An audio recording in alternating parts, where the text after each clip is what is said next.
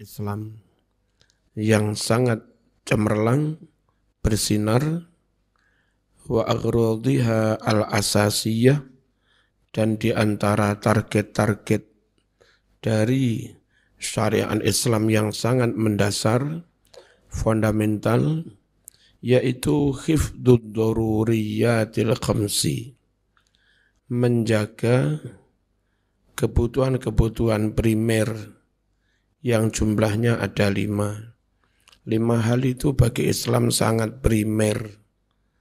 Siapapun yang jadi kepala negara, atas nama apapun, harus melaksanakan 5 kebutuhan primer ini. Wahia adalah al-aqlu, akal. Negara harus berkomitmen menyelamatkan akal, menyehatkan akal, lewat anti miras, lewat undang-undang anti narkoba, lewat undang-undang wajib ikut pendidikan, lewat undang-undang anti aliran sesat yang merusak akal. Ya. Itu semua termasuk kebutuhan yang sangat mendasar, primer. Wan naslu, dan masalah keturunan, reproduksi. Bagi Islam mengupayakan lahirnya generasi, reproduksi lewat berkeluarga yang resmi, itu sangat primer.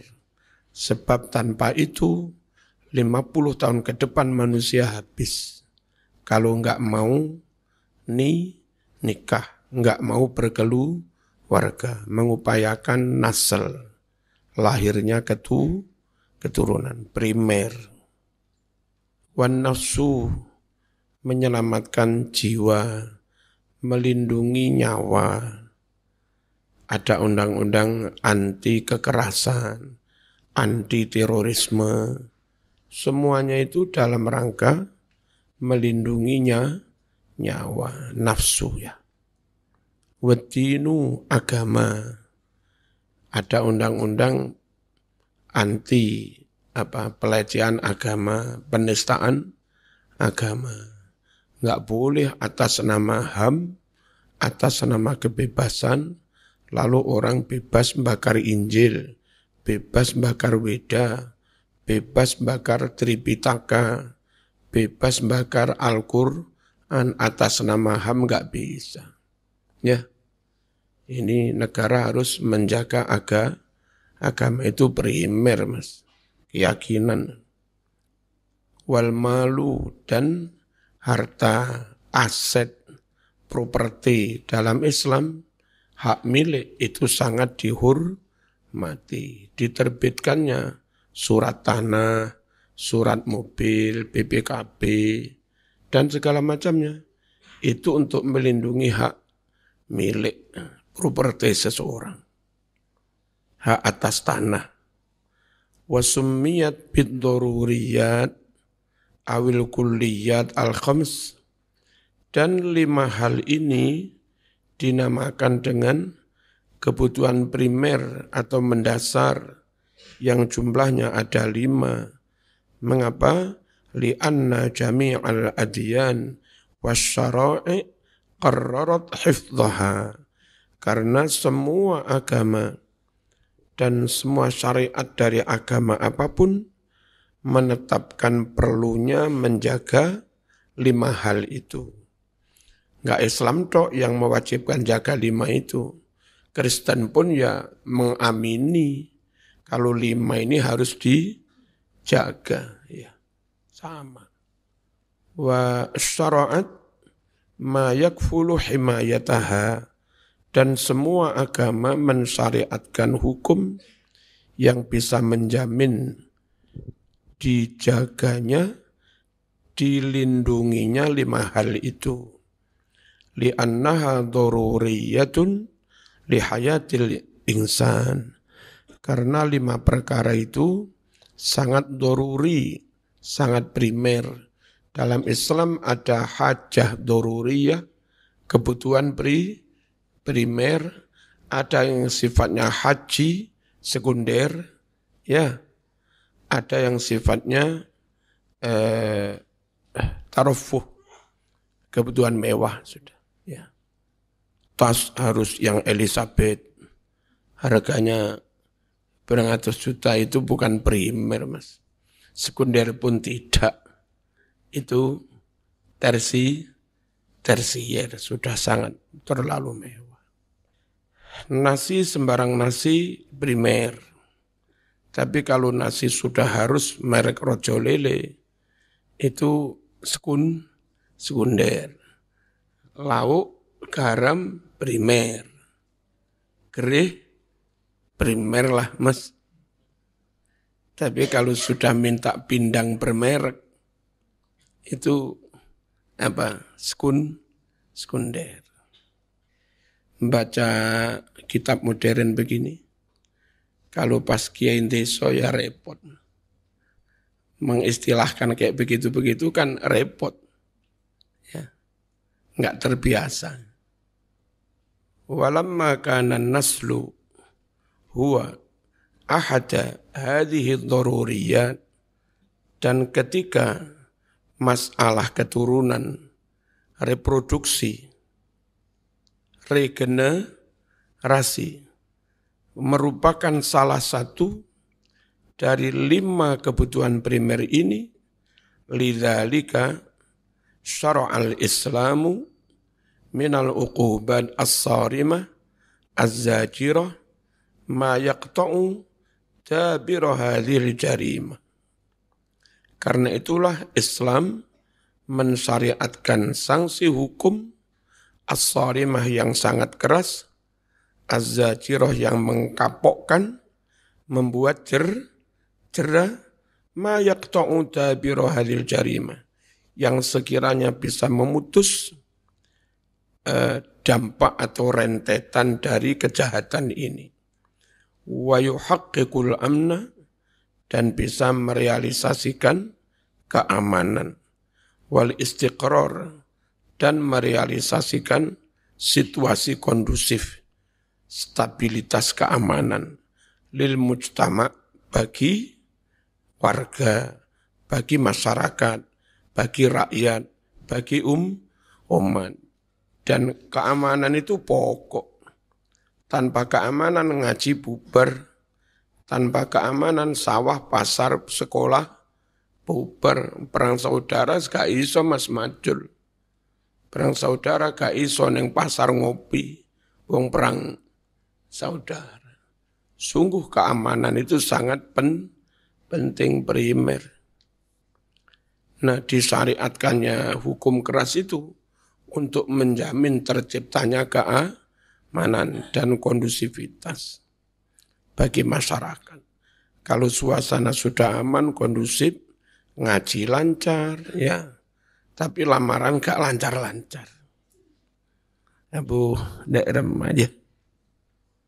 Wala'alla ba'dhal ladzina ta'assaru bis-thaqafatil gharbiyyah yarawna fi hadhil hudud wal uqubat syai'an minasy-syiddah wal qaswah. Barangkali sebagian dari orang-orang muslim yang terpengaruh dengan budaya barat, terpengaruh dengan pemikiran barat, serba HAM, serba kemanusiaan, dan dalam rangka itu kadang berkedok HAM melanggar kehormatan manusia. Berkedok HAM merusak kehidupan, minum HAM, narkoba HAM, padahal itu merusak. Itu HAM yang sesat. Berkedok HAM tapi merusak kehidupan manusia. Padahal HAM itu, ide HAM itu untuk melindungi manusia. Ternyata HAM kebablasan malah merusak. HAM sesatnya. Sebagian orang-orang yang terpengaruh dengan kebudayaan barat, yarawna, mereka mungkin memandang fi hadzal hudud wal uqubat, dalam hukum had, rajam, cambuk, dan sanksi-sanksi hukum ini, syai'an minasyidah. Mereka memandang adanya keras, wal qaswati, dan sama kekerasan. La tattafiqu ma'a ruhil asri, yang menurut mereka hukum keras itu tidak sejalan, tidak sesuai dengan ruh zaman ini, tidak sesuai dengan zaman modern maksudnya. Wa tu'aridu al-hurriyata syakhsiyah, dan itu kata mereka berlawanan dengan hak asasi manusia. Al-hurriyah as-syakhsiyah, kata mereka bertentangan dengan HAM. Ya. Wa khassatan hurriyatal mar'ah, khususnya kata mereka itu melanggar kebebasan perempuan. Allati atlaqaha lahal ghurbu bismit taharrur, yang mana orang barat mengistilahkan kebebasan bagi perempuan itu dengan nama at-taharrur.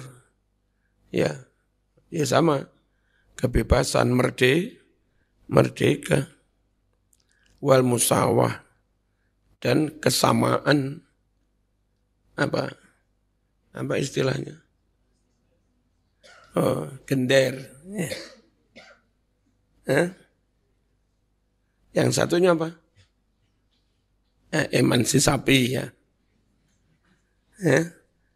Atas nama kebebasan dan emansipasi. Aktivis gender. Top ya. Aktivis gender. Lalu coba melawan ketentuan waris. Mereka ungkit-ungkit, Quran diungkit-ungkit. Ketentuan laki-laki boleh nikah. Ini ketentuan ada budak. Diungkit-ungkit atas nama kemanusiaan, persamaan hak. Apa tadi? Musawat emansipasi atas nama itu. Padahal banyak yang salah alamat. Kalau adanya perbudakan itu Islam kau salahkan. Lawang sejak sebelum ada Islam perbudakan sudah ada. Zaman Fir'aun ada perbudakan, zaman Sulaiman ada perbudakan. Zaman Daud ada perbudakan, zaman Ibrahim ada perbudakan. Zaman Musa ada perbudakan. Masuk perbudakan ada dari dulu. Di Eropa juga ada perbudakan. Ya, ini orang Indonesia yang dijajah, dibawa ke luar negeri kemana-mana kan atas nama budak. Masuk dibayar dengan wajar. Kalau mereka mempersalahkan perbudakan lalu Islam yang disalahkan, kenapa bukan umat yang terdahulu yang mereka salahkan? Lalu dalam perang, kalau tentara kafir kalah, lalu kita ambil, kita jadikan budak. Islam kau kritik. Lawang itu kalau tentara Islam kalah, oleh orang kafir juga dijadikan budak. Kenapa yang kau kritik hanya Islamnya? Yang non-muslimnya enggak kau kritik. Zaman tendensius ya. Zaman enggak adil, enggak fair. Bal-balan enggak fair gitu. Ya. Lalu perbudakan yang diberlakukan dalam Islam itu menuju perbaikan, bukan murni perbudakan. Tentara Islam kalah diperbudak kafir, ya jadi budak. Tapi kalau tentara kafir perang kalah lalu diambil jadi budak, itu dididik. Nafi' jadi ulama besar, budaknya Ibnu Umar. Abu Hurairah jadi ulama besar, Bilal bin Rabah jadi muadzin, Ammar bin Yasir jadi orang top, Salman jadi orang top. Diperbudak di tangan majikan muslim, yang majikan ini kaya berpendidikan. Justru di tangan majikan yang akhirnya mereka berhasil jadi orang top. Nah, yang begini malah dikritik. Yang orang kafir full budak pure, diperbudak pure, malah enggak kamu kritik, salah. Lalu, andai dibanding dengan sistem modern, tawanan perang ditahan, sampai sekarang, sistem memperlakukan tawanan perang ditahan di penjara-penjara. Itu membebani APBN, membebani mizaniyatul daulah, anggaran negara, dan enggak menyelesaikan masalah. Kadang terjadi keributan macam-macam, memberontakkan. Sekarang maaf di Indonesia di mana-mana. Berapa orang dari alumni LP, Lembaga Pemasyarakatan Penjara, yang gara-gara ada di situ jadi kiai. Gara-gara di penjara jadi ustadz ada berapa orang? Gara-gara di penjara jadi orang top ada berapa orang? Gara-gara di penjara jadi hafidz Quran ada berapa orang? Tapi kalau gara-gara jadi budak dititipkan Sayyid Fulan, Sayyid Fulan, Sayyid Fulan, akhirnya jadi orang berhasil banyak. Mas. Itu sungguh gotong royong yang luar biasa. Ada nyun sewu, ada 5.000 tuan yang siap merawat tawanan perang. Daripada membebani negara, mungkin bahasanya jadi budaknya Fulan. Tapi sebetulnya ada timbal balik. Dia meladeni majikannya wajib mendidik, iso ngaji, iso sholat, iso hafidz Quran, dan segala macam. Dalam jumlah besar. Tapi ya itu mereka sukanya ngeritik. Nabi nikah sekian dikritik. Padahal positif semua. Sampai Khadijah wafat, satu-satunya istri ya Khadijah tok. Tidak poligami. Setelah Khadijah wafat, Abu Bakar menawarkan Aisyah yang masih kanak-kanak, umur sekitar 7 atau 8 tahun. Demi kemanusiaan Nabi menerimanya. Menjaga pertemanan. Mas. Kalau untungnya apa sih? Untungnya nikah anak masih umur. Ngomong mas. Nukok ini golean. Nukok ini dolenan. Arek saya kelas 1 MI. Kelas loro MI. Nah, kenapa Nabi mau menerima? Satu, menjaga persahabatan dengan Abu Bakar. Yang kedua, Nabi berpikir, barangkali saya mati, istri saya yang hari-hari serumah dengan saya, tahu banyak ajaran Islam karena hidup serumah. Maka setelah saya mati, mungkin istri saya masih muda, masih punya waktu puluhan tahun untuk menyebarkan Islam. Dan iya, Nabi wafat umur 63, Aisyah masih umur sekitar 18. Itu kalau Aisyah umurnya 78 saja. Berarti setelah Nabi wafat, Aisyah punya waktu 60 tahun, Mas, untuk menyebarkan, mengajarkan Islam. Halo, apa kayak begitu enggak positif? Apa kayak begitu enggak cerdas? Nah gitu. Lalu Nabi kepingin ketika berfatwa tentang haid, ya, yang terkait dengan alat reproduksi perempuan. Nabi kepingin berfatwa itu berdasar fakta. Kalau Nabi itu istrinya tua terus, tahunya Nabi itu haid dan post haid, pasca haid. Fikih tentang menopause Nabi tahu. Tapi fikih tentang pra-haid, awal haid, Nabi enggak tahu. Tapi dengan menikahi Siti Aisyah, yang dinikah sebelum masa haid, awal-awal umur 9, umur 10, mengawali haid, karakternya begini, emosinya begini, warna darah haidnya begini. Nabi tahu semua. Sehingga hukum tentang haid didasarkan pada fakta. Tidak pada iro. Itu perlunya Nabi nikah anak yang masih kecil. Paham ya? Positif semua. Ojo ngeritik dok mas. Zaman ngeritik ada aja kiai yang siap bela Islam. Kiai ora bodoh ya. Terus kalau kamu tuduh nuruti nafsu, bagaimana melampiaskan nafsu birahi, hasrat nafsu kepada istri yang umurnya 7 tahun. Diapakno mas? Durung kena di apa-apa. Zaman nuduh aja ngawur, Nabi nuruti nafsu. Piye carane nuruti nafsu karo bocah umur 7 tahun, 8 tahun.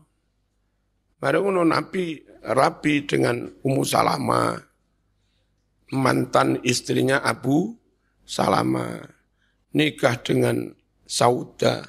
Sudah tua-tua mas, kira-kira 60-an. Bayangkan mana nafsunya. Sing Aisyah durung kena di apa-apano.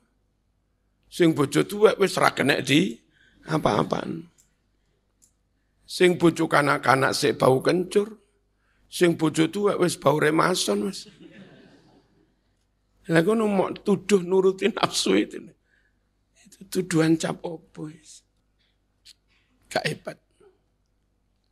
Lalu waris. Waris itu yang kau kritik, laki-laki 2, perempuan 1. Itu katamu salah. Alasannya sekarang istri kerja, suami kerja. Harusnya kalau sama-sama kerja bukan 1-2, tapi 1-1. Nah, kasus sama-sama kerja itu suami istri. Sementara yang kau gugat 1:2, itu anak dapat waris dari orang tua. Itu gugatan salah alamat. Di lapangan yang sama-sama kerja itu suami istri. Lalu yang kau gugat bagian waris anak dari orang tua. Kok bodoh amat? Kasusnya suami istri, yang kau gugat warisan anak dari orang tua. Ngerti apa enggak? Ini gugatan salah alamat. Harusnya yang kau gugat itu bagian suami istri. Dan di Islam di Indonesia beres. Kalau kalau sama-sama kerja, bagi 2. Namanya gono gini, kurang apa? Dan gono gini 50-50. Masih kurang adil lagi. Apa mana? Bismillahirrahmanirrahim. Ya, itu kadang-kadang orang yang sempat belajar ke Eropa malah menyerang Islam, tapi menyerang dengan kebodohan. Ngadepi Gus Bahak memet zaman. Ya. Wa tahta syiar ad-demokratiyah, dan di bawah semboyan apa? Demokrasi, atas nama demokrasi. Allati qarraraha lahal qanun. Yang mana hak berdemokrasi itu ditetapkan oleh undang-undang. Wal waqi' annal uqubat allati syara'aha al-Islam sharimah. Realitasnya sanksi hukum yang disyariatkan Islam emang sangat keras, emang. Walakinnaha fil waqti nafsih adilah. Akan tetapi di saat yang sama sanksi hukum itu adil juga, Mas. Keras tapi adil, adil tapi keras. Ya. Nah, kalau untuk mencapai keadilan harus keren, why not? Daripada enggak keren, akhirnya tidak terjadi keadilan. Famanil ladzi yu'aqibu bihadzal iqab. Yu'aqabu. Famanil ladzi yu'aqabu bihadzal iqab. Siapa sih yang dihukum dengan sanksi hukum berat ini? Kan dia orang yang merusak kemanusiaan, merusak masa depan generasi. Pantas alaysa huwa syakhsa al-mustahtir alal yas'a fi tariqi syahwati kal hayawan. Bukankah dia pezina itu orang yang merusak kehormatannya, yang dalam rangka memenuhi hasrat syahwatnya, dia berusaha seperti hewan. Sembarang barang ditubruk, bahkan lebih nementing bang hewan. Wedhus itu mas, wedhus. Iku gelem majangi wedhus wedok. Pokok duduk mboke. Neng mboke ra patek gelem. Wedhus. Nah saiki dadak menungso ana sing ngumpuli mbokne. Berarti ngungkuli wedhus. Dan di rumus kambing untuk mendapatkan kualitas anak yang F1 itu jantan itu enggak boleh dikawinkan dengan saudara sekandungnya. Apalagi induknya, hasilnya enggak baik. Enggak sempurna, ada gen yang rusak. Tapi kalau indukan gene dikawinkan dengan betina yang benar-benar lain, apalagi induk Jawa, terus jantan Australia, anaknya mas F1. Manu itu ya begitu, permanuan itu. Wong ngumpuli sembarang, enggak peduli mahram, bukan mahram dikumpuli, iku ngungkuli kewan. La yubali bi ayyi tariqin nala syahwat. Dia tidak peduli dengan cara apa dia menuruti hasratnya, memperoleh hasratnya. Wala ma yatarattabu 'alaiha, dan tidak peduli apa yang menjadi dampak atas syahwat itu. Tidak peduli berimplikasi apa syahwat itu. Min akhtarin, yakni banyak hal yang membahayakan, wa adrorin, dan mudarat. Nah, wong koyok ngono kuwi mas, masuk enggak pantas disangsi mas, masuk enggak pantas cambuk ping 100.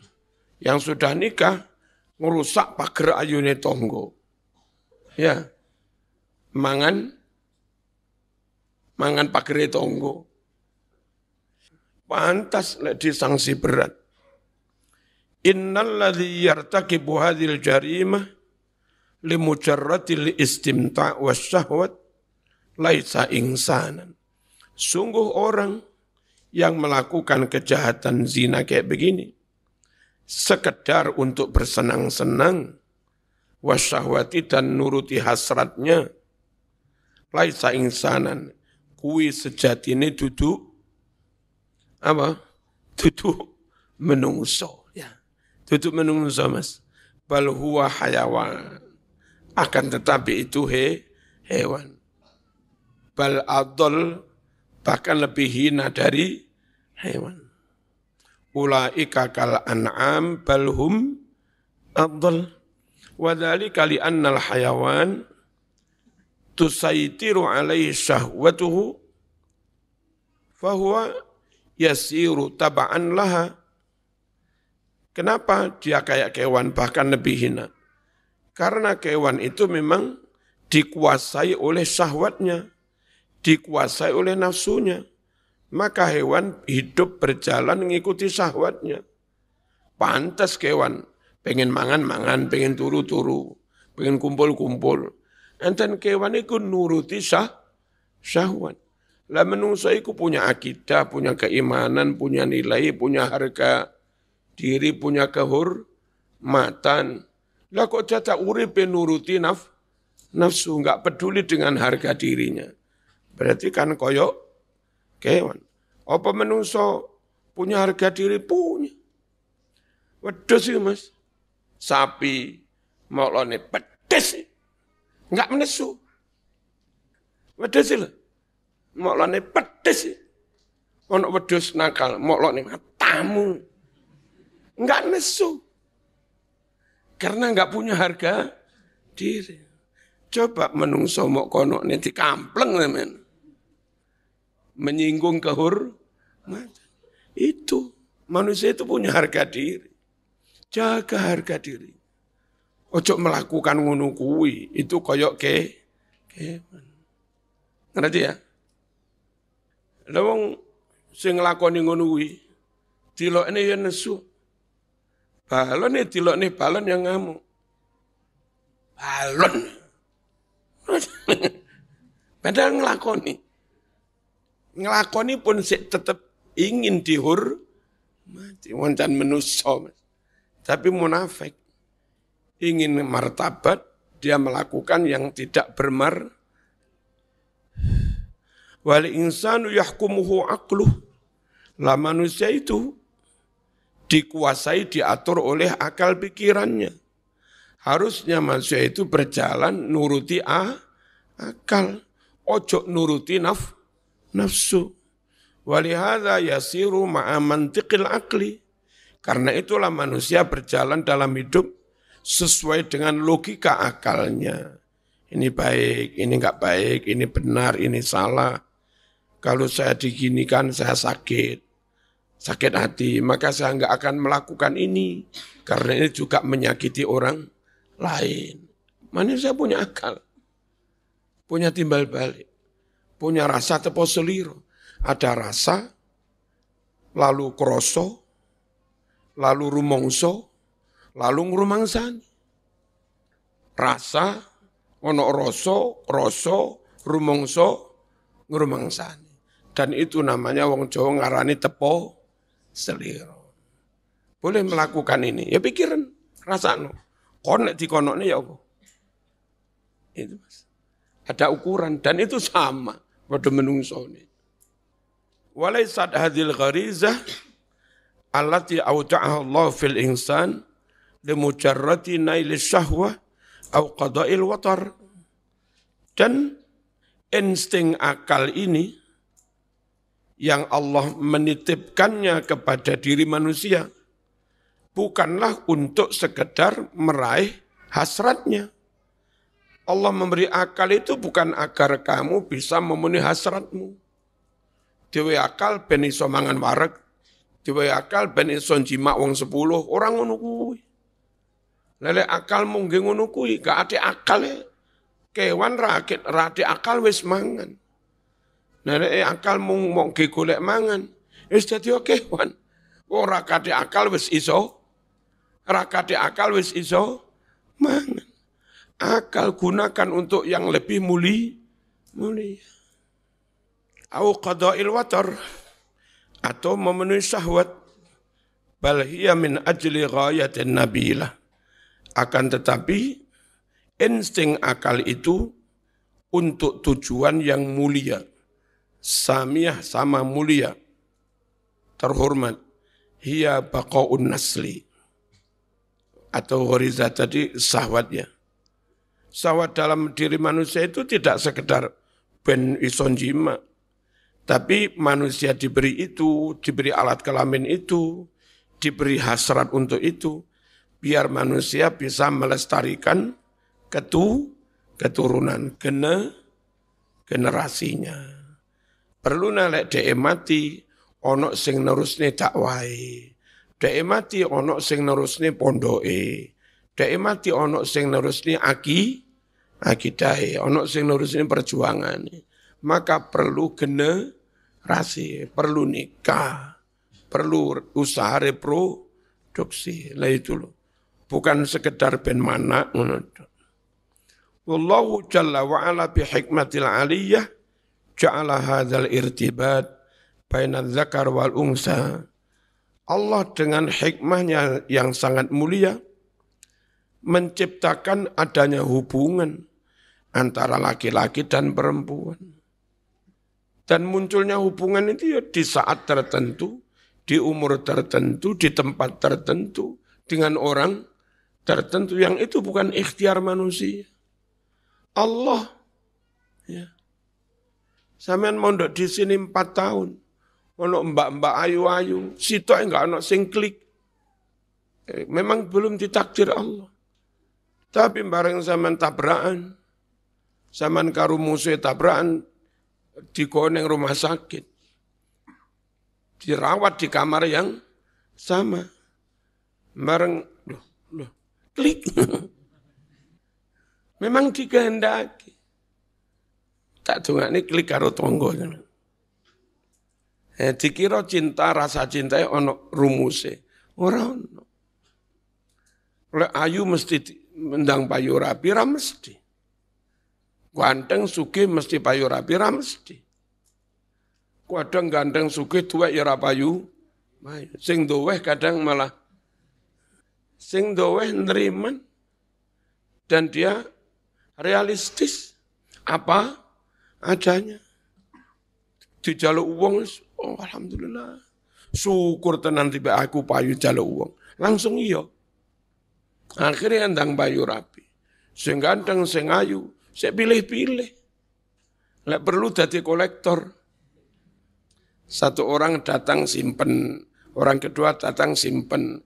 Semua digantung, enggak ada yang diberi kepastian. Akhirnya medak kabeh wal mangkraku. Tuwek gak payu. Prosomu. Itu takdir. Itu tanda kekuasaan Allah. Wa min ayatihi an khalaqalakum min anfusikum azwaj. Jodoh itu ayat tanda kekuasaan Allah.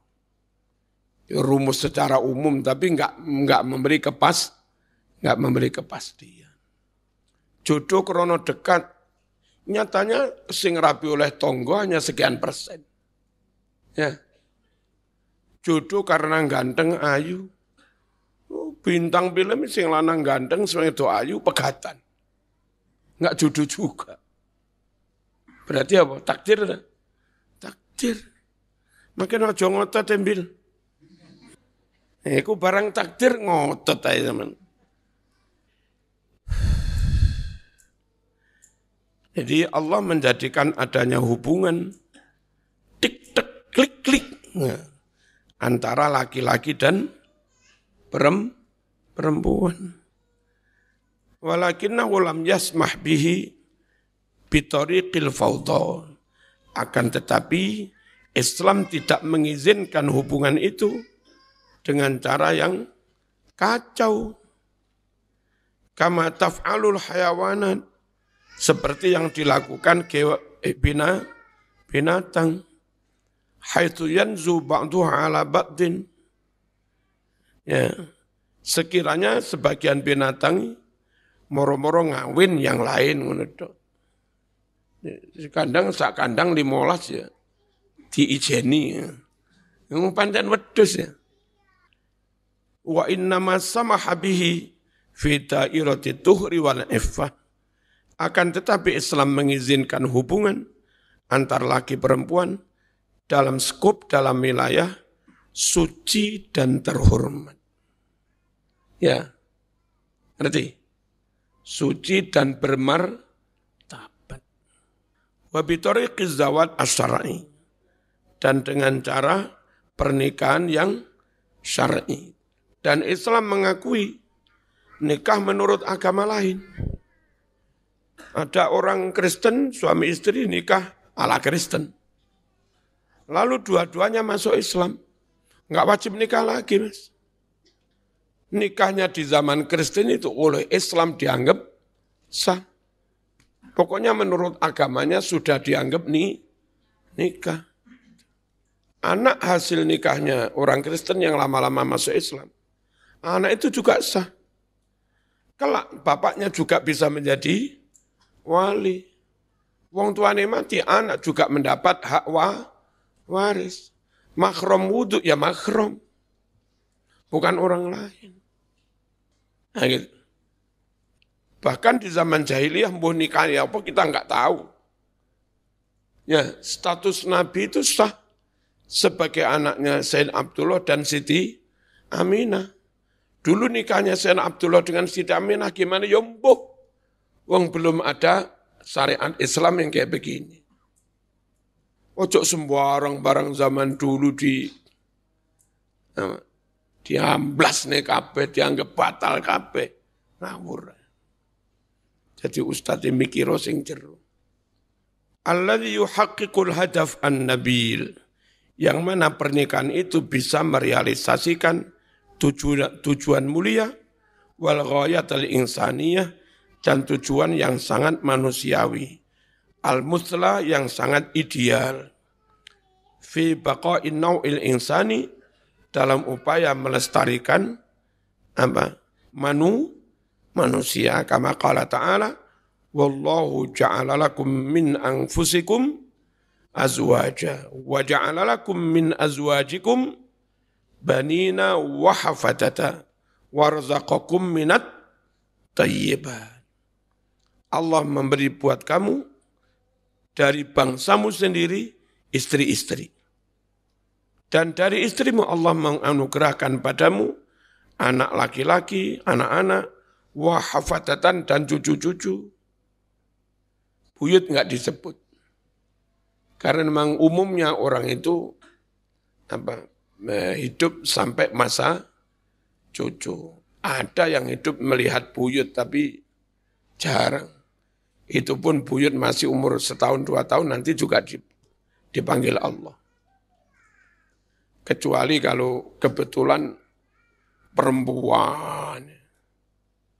Wong wedok umur 18 rapi. Umur 19 dua anak barep wedok. Umur 18 rapi. Ya. Umur 19 dua anak. Berarti umur 38 duwe putu. Umur 18 rapi, wedok maneh anak. Umur 19 duwe anak. Piro iku berarti? 50 piro? 56. Ya. Umur 56 apa? Buyut. Wedok pisan. Umur 18 dirapekne. Umur 19 duwe anak, umur 50 apa? 73. Apa iku?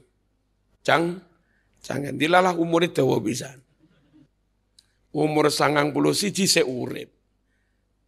Apa itu? Roh wareng, Mas. Wah, top. Biasa ngene iku sing rapi tangga. Sakmono. Jadi Islam tidak salah. Ketika Islam itu membuat undang-undang, aturan-aturan, regulasi, 1-2 di antara undang-undang itu keras ketat dalam rangka menyelamatkan manusia. Al-Fatihah.